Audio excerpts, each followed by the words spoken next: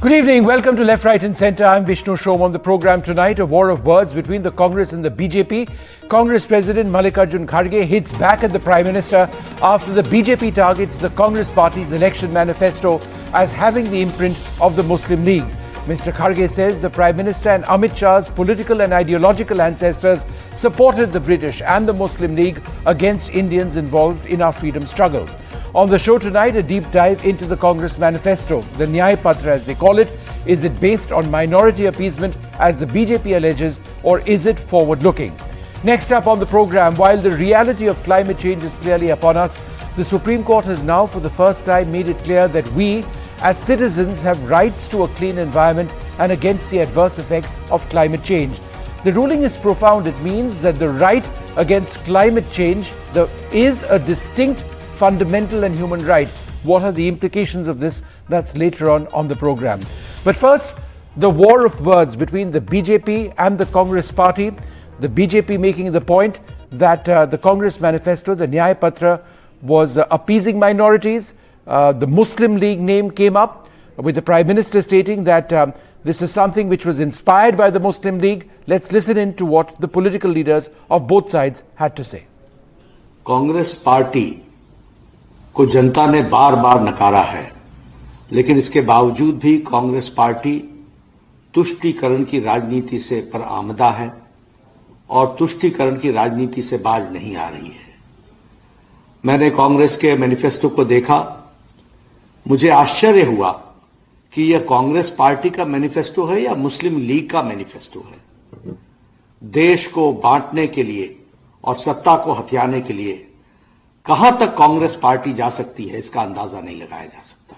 Meanwhile, the Congress President Mallikarjun Kharge has hit back. He says that the Prime Minister and Amit Shah's ideological ancestors helped the Muslim League. The RSS is invoking the Muslim League against the Congress Nyay Patra.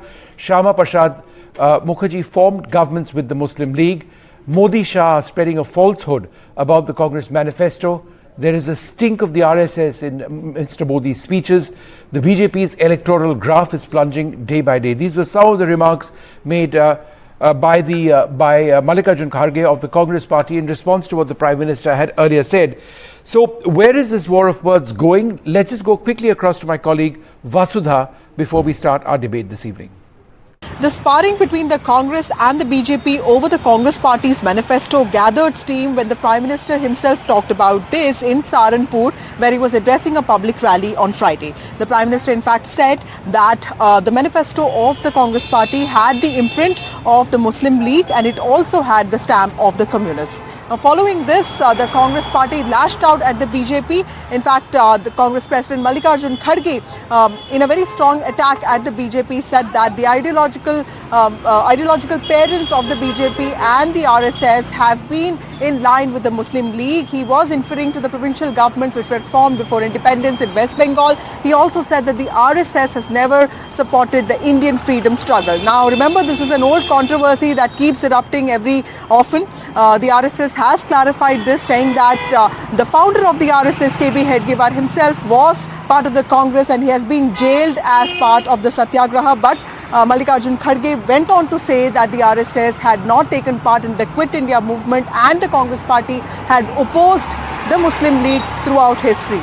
Now, JP Nadda, who is the president of the BJP, also lashed out at the Congress Party, saying that the Congress Party's manifesto was basically appeasing a certain vote bank of voters, and this would only lead to more divisions within the Indian society. Now, clearly, this is a flashpoint between the BJP and the Congress, and all of this is happening because the Congress manifesto was high on reservation. In fact, it did talk about a diversity commission which would ensure that the workforce that India has will have people from different backgrounds and communities. That is what the Congress Party has promised, but clearly this has become the latest controversy between the BJP and the Congress. Well, joining us now, Nalin Kohli of the BJP, Supriya Srinath of the Congress, Nishtha Gautam and Naresh Kaushik, both senior journalists who've been following this entire controversy. Supriya, in a sense, the peg to a larger sort of look at the Nyay Patra, the Congress manifesto, is in the jibes which have been made. But I think the essential point that the BJP is trying to make is that the Congress manifesto appeases minorities. For example, you're vowing to send Muslim students abroad. You've hinted at repealing the Triple Talaq Act. You are looking at the possibility of allowing people to wear non-essential religious clothing in educational institutions. That's what the BJP says. How would you respond? The BJP is increasingly becoming a bunch of vile fools. And I'll tell you why I use that language. I wish the BJP had criticized points in our manifesto. I wish the BJP was talking more substantial stuff. But all that the BJP wants to do is distract from real issues. I can bet my bottom dollar on one fact. And that fact is that Mr. Modi has not read a word of the manifesto. One of his 2 rupee trolls must have gone to him and said that the Congress but let's not take digs, Supriya. Why don't you answer the point that I'm asking you about? I'm asking you about the allegation, the question raised by the BJP that you are abusing, you are appealing to minorities, minority appeasement. And I've stated a few examples. Why don't you respond to that? You can very well do this show. No, sorry. You can do this show without me. If you have called me, you jolly well give me time to talk. No, but you have to answer the questions. You have to answer the question, Supriya. No, I will answer the question. I am not going to answer the question the way you want me to answer it. I am not going to frame just my answer the question, Vishnu Supriya. wants me to frame it. No, it doesn't work like this, Vishnu. Of course it does. I asked the question, you give the answer. No, it doesn't work like this. I have a certain frame that I am going to put. I am not going to give an answer the way you want it. I don't even know what your answer is. So then, the only way you will know what my answer is if you let me speak. All right, please go ahead. Okay, go ahead. You cut me short in 30 seconds. You don't even know what I'm going to say. Now, after 2 personal comments on the BJP, you aren't getting to the question. But please go ahead. If you have a point, go right ahead. Are there 2 co-anchors on the show, or are you the only one anchoring it? I would There's no co-anchor, but you can't be rude to the BJP and the Prime Minister to make your point on your manifesto. Why can't I be rude? Of course you can't. Of course you can be rude. I find this. You can be rude if that is what you want to be. Who's stopping you? Co-anchor and all. I find this rather distasteful. You wanted more time? Please go ahead and answer the question. Show without me. I think it's only good that you should do the show without me. If I am speaking, please go ahead and answer the question. This is not going to be a service to start getting rude on the BJP just because you don't have an answer. Go ahead and answer the question, Supriya. If only your co-anchor keeps quiet. There is no other co-anchor. Supriya, I think it's best that we stay away from you tonight. If you're going to refer to Nalin as my co-anchor, if that's the insinuation that you're making, he's barely stated any point. I am sorry, Supriya, you're a friend of mine, but I've listened to this and I think that's unacceptable. He has to either stop talking while I'm talking. He's not said a word. Would you please go ahead and answer the question for the last time? Please answer the question. And he will not say anything. He's not saying anything. No, Vishnu, 1 second. I am going to leave this show if you want me to, but I have one thing to ask of you. If you are going to interject me, I am fine with that. But somebody sitting in your studio with a hot mic next to an anchor, Nalin is not interjecting. Please go ahead and answer. This is absolutely not. Please go ahead and answer the question. Then your office should have told me that there is a guest in the studio. I would have also come to the studio. The guest is not seated next to me, by the way. Let me join a Zoom. Listen, Supriya, will you answer the question? Yes or no? Please answer. I will answer the question the way I want to. Please go ahead. Not the way you want me to. Please go ahead. I don't have any expectations. Please go ahead. If you're willing to give me the time, I will answer the question. I'm asking you for the 10th time to go ahead. Mr. Modi has not read a word of our manifesto. Mr. Modi, after 10 years of governance, has nothing to show on his report card. He wants to go back to his old script of division, Hindu-Muslim. That's all that he knows. That's all that he does best. But the reality is that the Congress manifesto has been rather well received from experts, from economists, from large sections of the media, and from some in the opponents. They believe this is a blueprint for India of the future. We are talking about the youth. We are talking about high prices. We are talking about women. We are talking about laborers. We are talking about the farmers. We are talking about those who are marginalized. If the BJP has any of the answers or any retort to the promises we have made, we are welcome to engage in a debate with them. Because the BJP's own script is, you go and do Hindu-Muslim. I'm not willing to indulge in that absolutely silly and misplaced debate. And may I dare say, it is a silly, it is a misplaced, and it is a debate of distraction. Okay, fair enough. That's your perspective. Master of weapons of distraction. Right. Weapons, all right. Fair enough. That's your perspective. You've not answered the question. Let me come to Nishtha Gautam first as an independent voice in this. Nishtha, the BJP says that there are aspects of this, for example, repealing the Triple Talaq Act, entertaining the wearing of non-essential religious clothing. They refer to the communal violence bill, which the BJP alleges is aimed at disproportionately targeting the Hindu community. Are there aspects of in your opinion, of the Congress's Nyay Patra which appease minorities? Even if it were to, Vishnu, it is just a tiny bit. I mean, I have gone through, I don't know whether the Prime Minister has gone through Congress's manifesto or not. I certainly have. And even if it, even if the BJP is correct in its assessment, it's just this bit. It's a 48-page manifesto. Right, and the minority, linguistic and religious minority bit is barely half a page, right? It does not matter, honestly. All right, fair enough, it doesn't matter. Fair enough, it doesn't matter. Let's therefore go on to, that's your opinion, fair enough. I'd like to, the purpose of this debate was actually to go through the Congress Nyay Patra point by point. I think that's a very, very, very important exercise because as Supriya said, that if you were to debate the Nyay Patra point by point, you will ask questions like, okay, where is the money coming from for all the... So let's go through that. Let's look at another point.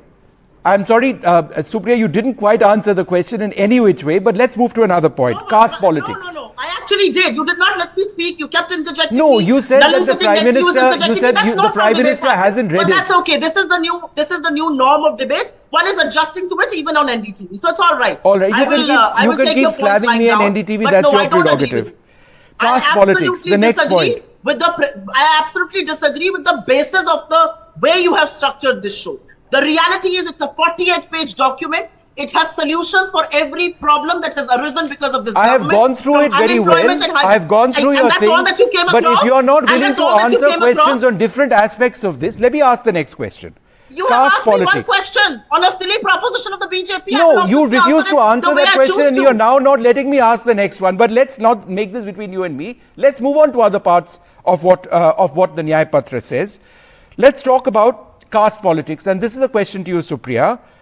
What the BJP alleges is that when they are trying to take the country forward in a particular direction, the Congress is eyeing to reduce citizens to caste identities alone. This is an allegation. How would you respond?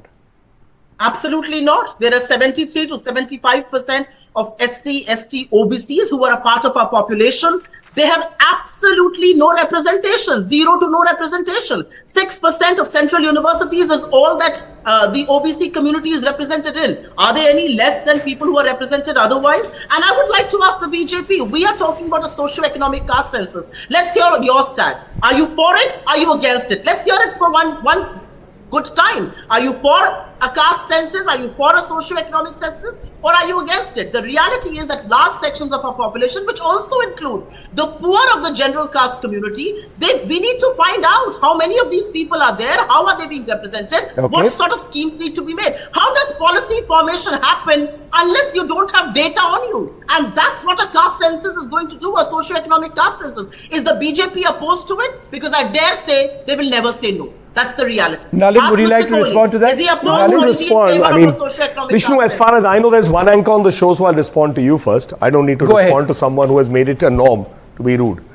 So let's come back one by one. I don't need your anyway. That's okay. I've heard your comments, Supriya, so I'm only giving it back to you. It's a good thing to have a mirror too. Go ahead. It's okay. I've heard you, Supriya. No, Supriya, please, let's not fight amongst each other. Let him answer now. You've had your say. Let him say what he has to. He absolutely. Yeah, sure, Supriya. I mean, it's okay. You can do what you want. I think you do a great job. I actually admire you for what you do because you drive away the voters and it's great. Please continue. Our silence is better for us. Nalin, go ahead. Anyway, let me go on to the points. So I think let's start because she's very hassled about the Muslim angle. So I'll come to that last. Let me pick up one point on the manifesto. We will double India's economy and GDP in 10 years.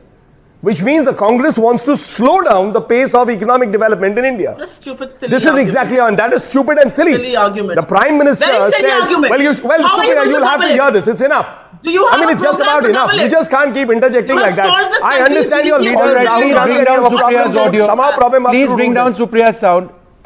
Absolutely. Supriya, I hate to do this, but you have to let others speak. What is the Congress Party's go ahead, what you call promise? We'll double the GDP in 10 years. Today, the GDP is approximately almost 7%. It's 3.7 trillion. That's what we are today. The Prime Minister is talking about doubling it in 6 years. The Congress wants to do it in 10 years and they talk about great economics. This is the basic problem. The Congress party always looks at a manifesto as a bunch of ideas, fancy or otherwise, put it out there, promise it, it's not an agenda for governance.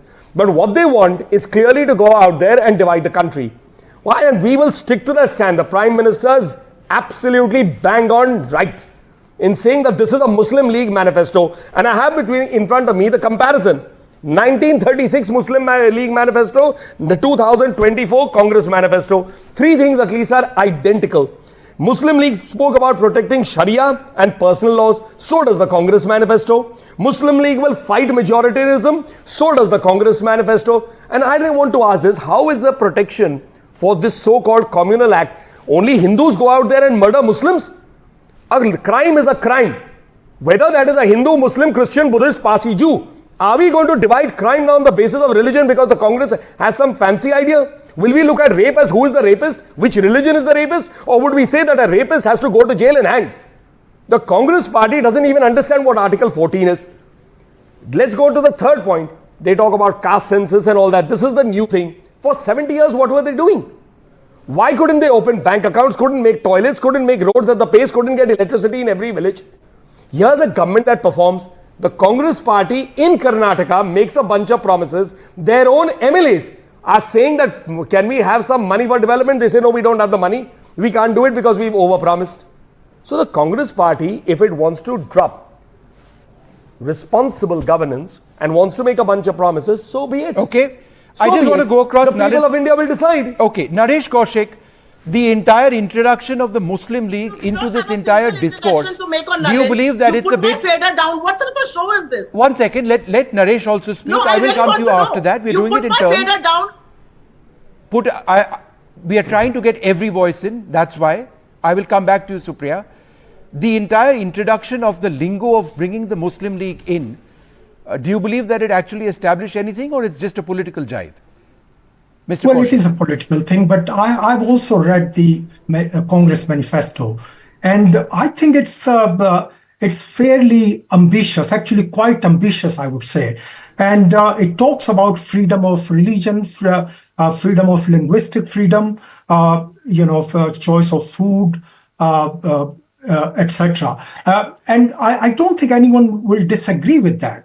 I think there is what Mr. Modi and the BJP have been trying to point out is something about which they haven't said it openly, but basically which actually Nalin has pointed out to some extent. The majoritism should be minoritism should be protected, and majority people should not be given, that kind of right that minorities feel threatened. But you see, a few weeks ago, government shut down the Maulana Azad Education Foundation. But I don't think they shut down any Maulana Azad scholarships, which are part of it, which are actually governed by the Ministry of Minority Affairs. So I don't think this government is completely saying that minorities won't have any rights. But what they are probably saying is that look, you need to be balanced. You need to can't just talk about minority rights or rights of one section of the society. But at the same time, minorities should also not feel in any way threatened. And that is what I think should be the crux of it. Okay. Nishta Gautam, one of the points that the Congress has come up is on the judiciary, where the Congress has said that minorities will be appointed as judges of the High Courts and the Supreme Court, right? In addition to more women and people belonging to the SC, ST, OBC and minorities. The concern which has been raised, and I don't know if you agree, is that do we necessarily want reservations in the judiciary, in the highest and most sensitive posts? How would you look at that? It is not about whether we need reservation or not. We have to address, and like yesterday, we have to address the problem of non-representation Do we see Muslims being represented in proportion to their population in the country? We don't. We need to address that, because it is not about whether a Muslim judge is going to rule in favor of a Muslim petition or not. It is about representation. So Vishnu, you have known me as an advocate for gender equality. Yes. Right. I have never asked for, reservation is the only way that one can reach equality or even equity. It is about representation. Women happen to be 50% of the population. They need to be represented as such. Muslims or Christians or Parsis, whichever minority it is, if it is not represented in accordance with the population, there is a problem of representation, and that needs to be addressed. Supriya, one of the points that the Congress has focused on is, I quote, the independence and quality of the judiciary is reflected in the independence and quality of the judges. And therefore, the Congress says there has to be a National Judicial Commission. Is the Congress essentially saying that you don't have confidence in the judges who exist in various courts now? Is that essentially it? And I hope you will listen to me in absolute abject silence, like you listened to the BJP spokesperson with no interjection and my fader down. Please go ahead, my friend. Studio, I hope you will put your fader down as well, because the interjection can come from the other side as well. It's sad to see a show become like this. I have a lot to say on the judiciary, and I just will. Yes. But the big 5 pillars of our manifesto are Yuva Nyay, Kisan Nyay, Nari Nyay, Shramik Nyay, and Hissedari Nyay. And they address the most raging problems of our times.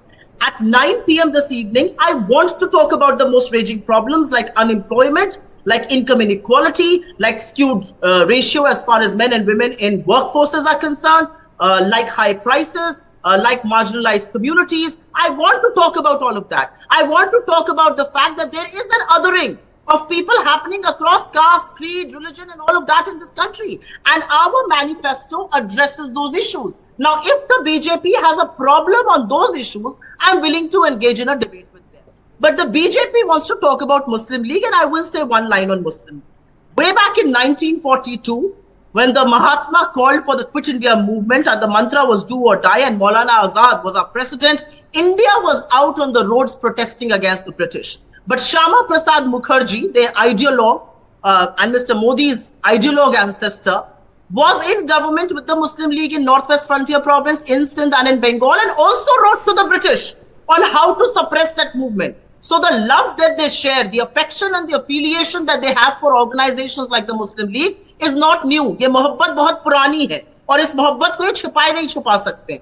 And now coming to your point on judiciary.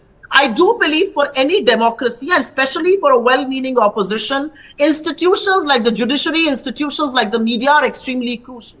And those institutions must not be compromised at any point in time. The reality is that India's judiciary is absolutely top-notch. Can it be made better? Absolutely. And why shouldn't we put it in our manifesto? But I hope, and I do believe, that whatever little time is left, you are going to talk about the important issues in our manifesto that we have completely glossed over, because those are uncomfortable for the BJP, and the BJP is not going to talk about them. The BJP will not admit that unemployment is high. The BJP is not going to admit that nothing has become cheaper in the last 5 years, that petrol has hit a century, that gas prices hit 1100, that women, and they were talking about rapists. The reality is that India's most decorated athletes sat on a dharna here in New Delhi, 500 meters away from where the Prime Minister lives. They raised allegations against a man whose name now features in the charge sheet. Okay, hang on, Supriya, you've had your say over there. I'll come back to you in a moment. Let's get a couple of answers to a few of those points. Firstly, on the entire historical point, Nalin, would you like to come in? What Mallikarjun Kharge earlier on in the day had to say is that, in fact, during the independence struggle, the forefathers, in a sense, of the present-day BJP were very close to the Muslim League. They'd worked with them. So just that historical argument, why are you bringing up the name Muslim League now when you had supported them once? No, I think there's a big difference between two political parties forming a government and one deciding to follow the agenda, which was pre-partition and which led to the partition and led to a country, Pakistan, being formed so that it could run on Sharia, it could run on Islamic principles. So that's the basic difference. I don't think anyone in the BJP, and I think the vast majority of India, true, wants a Pakistan to be created here. We believe Article 14 should apply in its full magnanimity, in its full absolutely magnificent sense. Article 14 is about equality of all Indian citizens, and that's the difference between how the Congress party approaches something and the BJP does. The BJP does not say, let's create something special for the Hindus, let's start giving Hindus special rights because we are the majority. What we say is an Indian is an Indian, and an Indian has to be equally treated. If it's poor, the scheme must go irrespective whether that poor person or beneficiary, intended beneficiary, is Hindu, Muslim, Christian, Parsi, Buddhist, Jew. That's what the agenda is. Sabka saath, sabka vikas, sabka vishwas, sabka prayas. The Congress says, no. Indians should be divided. We get our votes from the Muslims, so we have to put fear in them that you are in a mess. We need to do something for you. 70 years, we didn't do anything for you, but we must put a fear psychosis in you. And now we must say, because you're a Muslim, we should treat you a little more equally than any other Indian citizen. That's the basic difference. So governance is about reaching out to the targeted person, and the government does not see who is Hindu, Muslim, Buddhist, Parsi, Jew. The Congress sees we must skew it in one way or the other. That's a basic difference of the models. Now the Congress is entitled to do that. They say there's unemployment. They say the country's in a mess. They say the economy is very bad.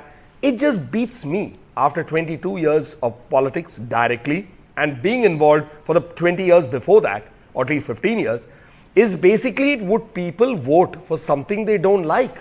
I just don't understand it. Okay. That, I mean, the vast majority gave a full majority government to India in 2014. Repeated it with a bigger majority in 2019. So are you saying people voted for Prime Minister Modi and the BJP because they dislike what Prime Minister Modi and the BJP did? Because they are unhappy because of unemployment, etc. It just doesn't make sense. The basic problem is the Congress has a script. A script is made by a script writer. The leader speaks a script. That leader's script does not work. Then you have to put it there because the leader came up with the word Nyay. Nyay has to be a path you travel. You don't travel that path. You manufacture a slogan like a marketing gimmick, and then you say, oh yeah, we are great. Okay, you're Naren, half a second. Feel great. Let the people decide. Okay, let me just go across to Naresh Kaushik. Mr. Kaushik, one of the points that the Congress has spoken about is bringing investigating agencies under parliamentary oversight. The police, intelligence, investigations under the purview of Parliament. The argument which some have raised is that this would ultimately rob agencies of their independence, right? It's almost, and this is of course a BJP argument, but it's similar in a sense to what the opposition is saying about the enforcement agencies now, when they're saying that we want their independence, and over here the BJP is now arguing that if it came under Parliament, these institutions would lose their intelligence. In a sense, they're both arguing the same thing in a different context. But Vishnu, I'm speaking to you from London. Yes. And it doesn't happen anywhere else that these agencies are coming under Parliament. They come under the government, elected government. And the government has been elected or is going to be elected by more than 130 billion people, 130 crore people. So I think this argument, I do not see much logic in it. I know why they're saying is because they are at the receiving end. And as it happens, most of the cases now being investigated by, or almost all the cases being investigated by these agencies are against opposition politicians, not against the BJP. So that is why they're talking about it. But I think it will create chaos. I don't think it's going to resolve anything. Okay. Supriya, would you like to respond to that?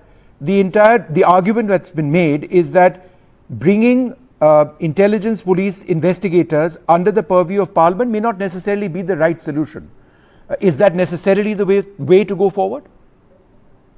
I mean, we have seen in the last 10 years what absolute power has done to these agencies. They've become frontals of the BJP. They've become their mouthpieces. They act at the behest of the ruling party. 98% of cases are against India's opposition. The reality is, to topple democratically elected governments, these agencies are being used. These agencies are being used to put an auction of MLAs. These agencies are being used to coax people into pressure from quitting one party to the other. The reality also is that these agencies act in an absolutely partisan way. I mean, I have a laundry list of people who go through the BJP's washing machine at the behest of these agencies, and when they come on the other side and they join the BJP BJP, the cases are settled against them. And the Indian Express report is an eye-opener for anybody who wants to talk about it. 25 people from the opposition joined the BJP. Cases against 23 were closed. How come? I mean, all these people are corrupt. All these people are allegedly money swindlers. But the moment they join the BJP, these agencies back off. And I think there is some merit in the argument that there should be parliament scrutiny over them. And it is not just about this government. Any government that comes into power should not be absolutely drunk on power like they are. Because when you do that, you compromise the independence, you compromise the autonomy, and you compromise the functioning of these agencies. 98% of all ED cases are against India's opposition. For the last 10 years, you've raided people who are from the opposition. For the last 10, I mean, two democratically elected chief ministers are in jail today. The bank accounts of India's principal opposition was frozen. What are you even talking about? And you don't think there should be some regulatory oversight into this? All Absolutely, there should be parliamentary oversight into this, because otherwise we see what is happening right now. The BJP's frontals are at work. They are the star campaigners, not Mr. Modi alone. All right, 1 second. Nalin, would you like to respond? Yes, go ahead. Yes, of course I'd like to respond. That's very easily answered. So basically the Congress party is saying we'll break the law, but we should not be punished for it. Who stopped the Congress party from responding under the same Income Tax Act? We didn't bring the act, it came in your regime. To go ahead and file your returns, etc. They are not getting relief at any quarter, including at the High Court, because they just didn't respond to it. I mean, so at the end of the day, you don't follow the law, but you say, excuse me, I'm the Congress party. You know, how can you take action against me for me not following the Income Tax Act? Now let's come to Hemant Soren. I mean, I've not heard of a mine minister, which is what the chief minister is, allotting a mine to himself. If that's not corruption, then what is corruption? Mr. Kejriwal changes an economic policy. Now, of course, the Congress has great love for Mr. Kejriwal, but that's okay. He changes the economic policy or the liquor policy, the excise policy of Delhi. His two ministers go ahead. Obviously, it's functioning on his direction. The minute there is a scam or the minute a question comes that the procedure is not followed, people have benefited from it, they throw away the new policy and go back to the old policy.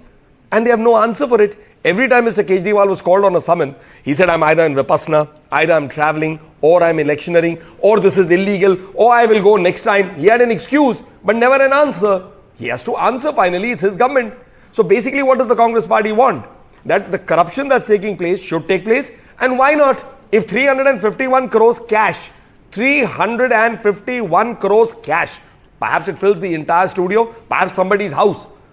351 crores cash found at a Congress MP's house and office. It's a huge sum of money. Right. And then they will say that demonetization was draconian. I mean, this is probably why are the agencies being blamed? Trinamool Congress, 20 crores, 17 crores, 25 crores, all sorts of cash amounts are found in their houses, or their offices, and they say the agencies. I get the point that you're making. I just want to go to Nishtha because I'm running out of time on this. One of the points that the Congress has said is a promise to end suspension of the internet. Now, there are two sides to this entire argument. Of course, we want a free internet. Of course, we want people to be on the net and communicate. However, there is a law and order situation in Jammu and Kashmir. The argument which has been made in some sections of the BJP is that stone pelters, for example, were encouraged through communication through the internet, right? And therefore, there is a law and order situation when you shut this down. How would you look at that? Two sides of a complicated argument, if you ask me. It is very complicated, but also, it has been the whole idea that internet shutdowns are in any way functional for law and order. I mean, it is like a curfew of sorts. For how long can you impose curfew on a particular on a particular location? And Vishnu, your long experience of reporting from Jammu and Kashmir and defense and national security issues, you know it well that when in late 80s and early 90s, when forget about Jammu, when Kashmir Valley, a small part of India, where there used to be a couple of lakh people rallying, raising all sorts of slogans, anti-India, anti-government, anti-a particular community, they did not have access to internet. So it is akin to, finding a scapegoat that it happens only because of internet. So we need to shut down. I am of the view that the problem is not with the internet, but what goes on in the over the internet. And the problem is also why people are actually coming out on the streets. That needs to be addressed. All right, and not, so the larger not issue needs to be addressed, and perhaps we need to be in a situation where we can avoid something like this from taking place. I need to wrap this up. I am out of time on this debate. I'd like to thank you all very much for joining us. Up next, we're going to be looking at something very, very important, a landmark verdict of the Supreme Court, which looks at how you and I, as citizens of India, have rights against climate change and how these rights are being violated. We have a legal basis to say that is unacceptable. That's up next.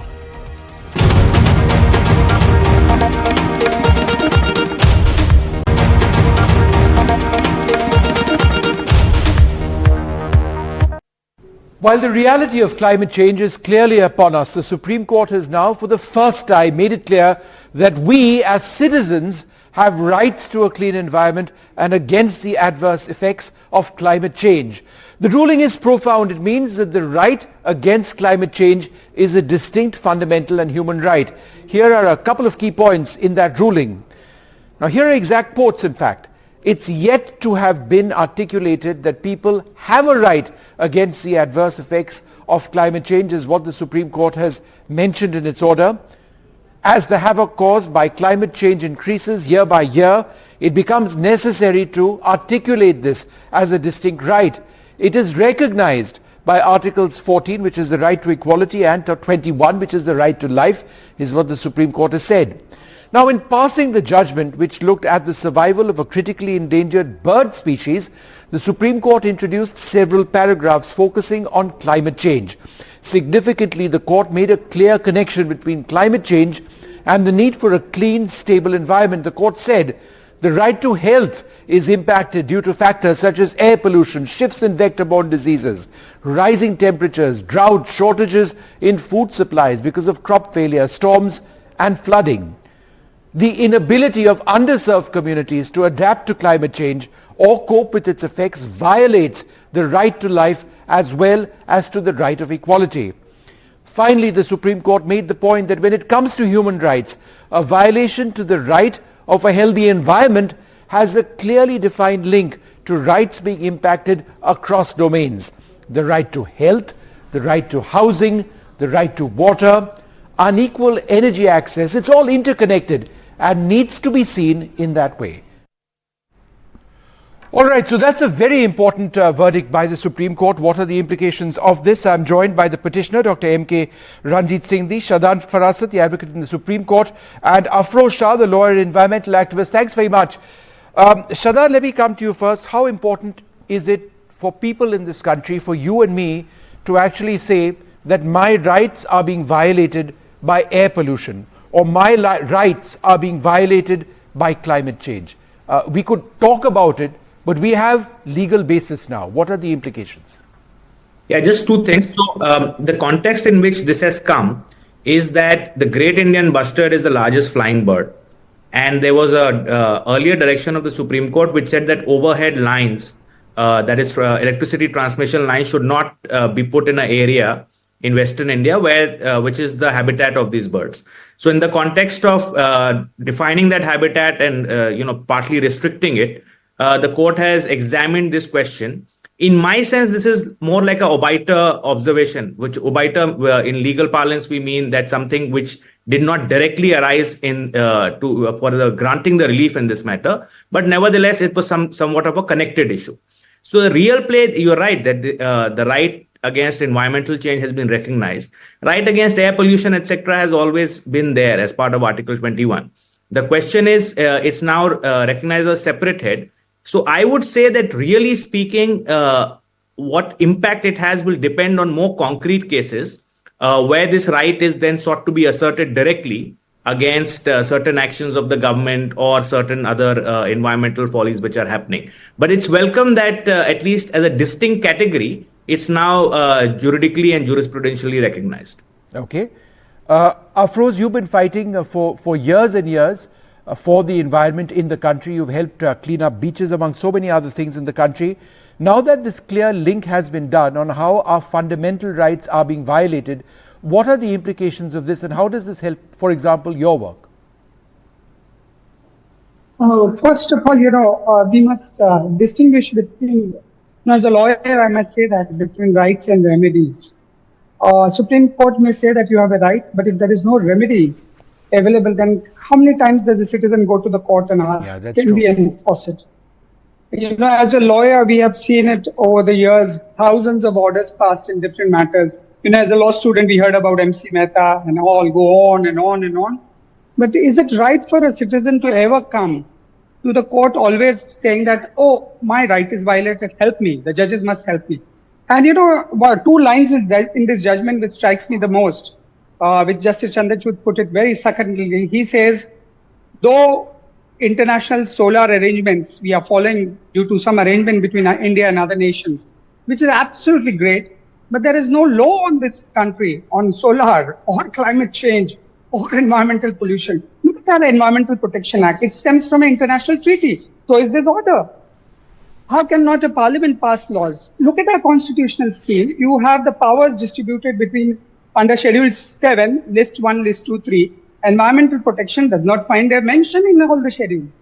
So you look for residuary entry under entry 27, List 1, to say that the government has power to do it or the parliament has a power to do it. So these are, orders are good. Getting it on the front page headlines is good. But at the end of the day, what will be the effect at the ground? That's so important. If the government or the parliament does not wake up to make good laws and good implementable laws, we will be debating in the television studio about, oh God, the 3-judge bench did this, the 3-judge bench did that. But having said that, let me add a caveat to this. It's a fundamental enunciation by Chief Justice Chandrachud on right to be free from adverse climate change. Not many jurisdictions all over the globe have touched upon it. And I'm very happy our Honorable Supreme Court has touched upon it. Now the Parliament and the government must take the initiative and try to make as good implementable law at the ground to prove to the citizen that they mean business. Otherwise, this one-off case of great Indian bastard, whether overhead towers must be there or, low voltage towers, how to put it underground. These are all technicalities which must be left to the experts. The experts must decide whether you want to put it overhead or low head. And finally, that's what Justice Chandrachud did by recalling the previous order by Chief Justice Bobde, saying that you must leave it to the expert. Let the expert come with it. You can't say that put the overhead wire or low head. And those must be based on evidence. Maybe the previous order which Chief Justice Chandrachud recalled was not based on evidence according to him, and he's recalled it. To the larger picture, to every citizen, Vishnu, who's hearing me, we work in the domain where we don't ask from this country anything. We want to serve this country. We want to give back to this country.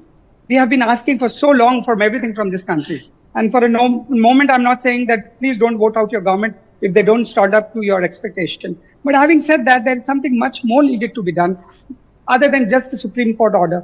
The Parliament must step in to fill the vacuum. There must be a constitutional amendment done to the scheme of the powers, on especially where environmental laws. That's my take on this. Okay. Dr. M.K. Ranjit Singh, in as much as it's welcome what the Supreme Court has done in actually putting a legal basis to some of the rights which we were otherwise losing, this is actually about a critically endangered bird species. Could you tell us about how this has been a battle that you fought for a very long period of time, and what are the implications for the great Indian bustard?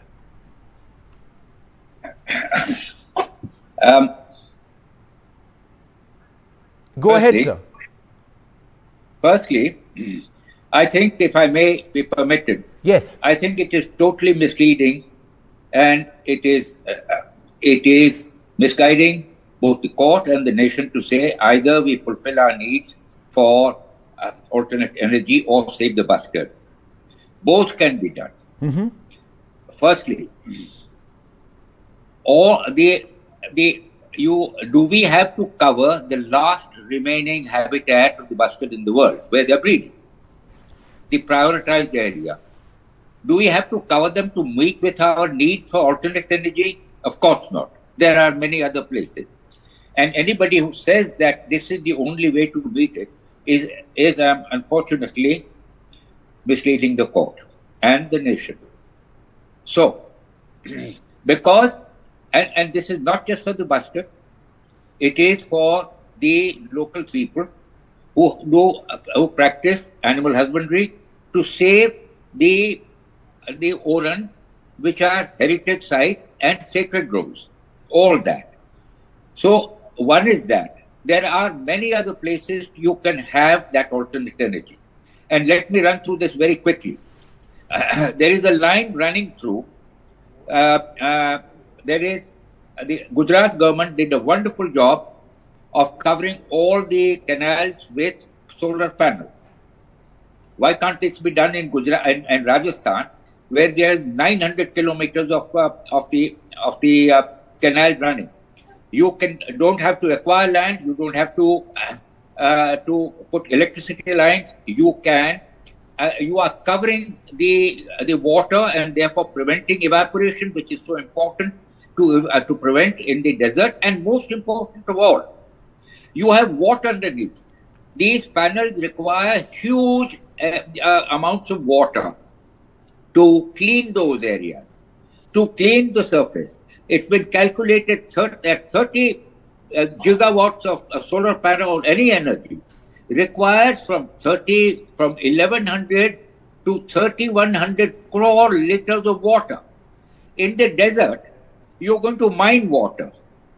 That water should go for drinking purposes. Don't people have a right to water in the desert? Does it have to clean panels? Sure. Can it not be done by covering what was done in Gujarat? Why don't we cover that 900 kilometers? That's one part of the story.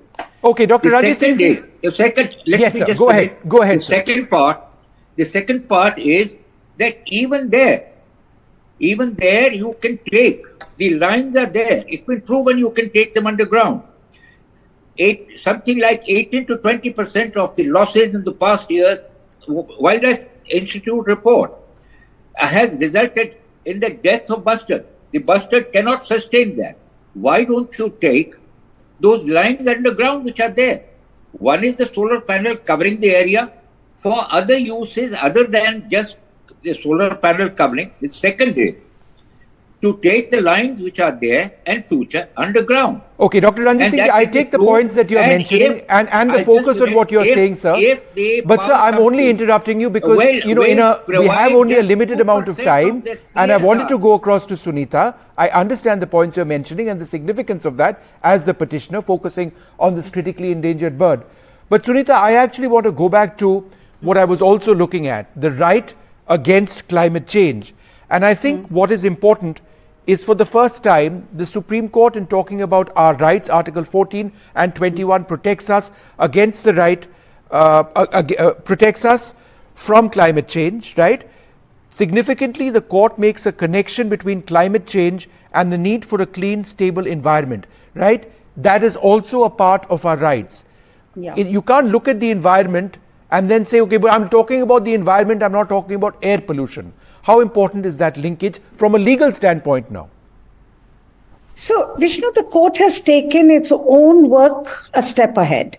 The fact is, the Supreme Court had already defined the right to life, which all of us have as a fundamental right, as the right to a clean environment as well. And if you see that the fight against air pollution with the Supreme Court was leading for many years and has made some very major changes, was under the right to life and the right to clean environment. The Chief Justice now has actually helped us to redefine it even further, to say now the right to life is not just a right to a clean environment, but also a right to fight against climate change, which really means that the actions that, in India, we're looking at co-benefits. We're looking at how do you clean up air and how do you also make sure that you can win against the war against climate change? I'm not sure how an Indian right to climate change can work further, but the big question is the losses and damages that the farmers are suffering today because of the varying weather events. We have one extreme weather event a day. It's breaking the backs of farmers. Right. Does this mean that the right to climate change is about the loss and damages that they're suffering and the need for compensation to them? So I think it opens up a whole area of work. But clearly, as Dr. Ranjit Singh was also saying and others were saying, I think a lot of these rights now are going to be walking that balance, because at the end of the day, if we want clean energy, but if that clean energy comes at the cost of environment, it's also not going to be as clean as we all want it to be. And Shadan, now that we have certain rights, it's how does one gain from the rights that we have? If I was to sue a company, or if I was to sue a government, climate change is such a large issue. Air pollution is such a large issue. There are hundreds of sources of air pollution, for example, in our own city in Delhi, right? So I have the right, and I can say that I am within my rights to say that my health is being affected. But how can the court protect me? Yeah, so that's the thing with Article 21 rights. Declarations are easy, implementations are more challenging, right? And that we have seen that in the last 30, 40 years, ever since the Supreme Court has been expanding. And I think other panelists also pointed out, Afroz pointed out how we have a right, but it's, in Delhi, we all have a right against air pollution, right? It's been declared long back, but every 4 months we suffer the bad winter here with all the pollution. So you're absolutely right. But I think that the important thing in this is that, like Sunita ji said, climate change is a reality. It's impacting us daily. Now you have a language to challenge it in court, and they will do it in grid court, in a high court, or in the Supreme Court. Whole host of things I can think of which will arise in litigation over, say, the next 10 to 15 years, right? This is just the beginning point today, a very small beginning, if I may say, one paragraph, 2 sentences here and there. But it's a beginning point, and a lot of litigation will happen, right from people losing their livelihood because of changed environments, or coastal areas, how it's impacting island portions within India, how the habitat of people is getting impacted. So all of those things can be litigated, and they will be litigated in a writ court, which is obviously more challenging because facts you have to prove and plead, and it has to be obvious case on facts. Even with the declared law, it has to be obvious case on facts to even succeed. But you will succeed in some. Sure. Maybe, if you file 10 cases, you will succeed in 3 and 4 and you lose on 6, because obviously this is not an absolute right. The court will also balance this right against other rights. Right? That's the way any exercise is done. But it's a good beginning point. The language for that challenge is now available to us. And I see a lot of potential litigation over an expanded period of time, because climate change will be at least the biggest challenge of our future life going forward. There's no doubt about that. I'd like to thank you all very much for being with us. Sunita, I know you had something to say. If you have something to say, you've got exactly 30 seconds. Yes or no, go ahead if you want. No, just to say, I completely agree. This is the beginning. This is good that the right has been expanded. And I can see, just like the right to life being expanded to the right to a clean environment, I see the possibility of us being able to use that to be able to make the change. So I think it's a good step ahead. All right. Thank you very much. And Dr. M.K. Ranjit Singh ji, it's always a pleasure to speak to you. It's a landmark moment in terms of the verdict as it applies to you and the protection of that critically endangered species. You can't hear me right now. But I'd like to thank you all very much for being with us. Out of time on this program. From all of us here, good night.